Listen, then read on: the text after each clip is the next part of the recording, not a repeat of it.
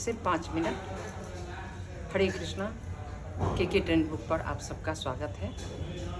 मैं रागलन स्लीव्स का 3 वीडियो एक साथ अपलोड कर रही हूँ और वो भी थोड़ा फास्ट दिखाऊंगी मैं। और जो तीनों हैं वो अलग अलग टाइप्स के हैं, कोई सिंपल है, कोई डिज़ाइन है। तो आपको ये देखना है कि आपको कैसा लगा, वीडियो कैसा लगा। अगर वो पसंद आएगा तो मैं आगे का जो नेक्स्ट वीडियो होगा वो मैं फुल ड्राफ्टिंग के साथ आपको बहुत ही इजी तरीके से समझाऊंगी। एक ही वीडियो में आपका सारा क्लियर हो जाएगा। और 99% लोग जो गलतियां करते हैं उसमें कहाँ मिस्टेक करते हैं ये भी आपको उसमें मैं बताऊँगी।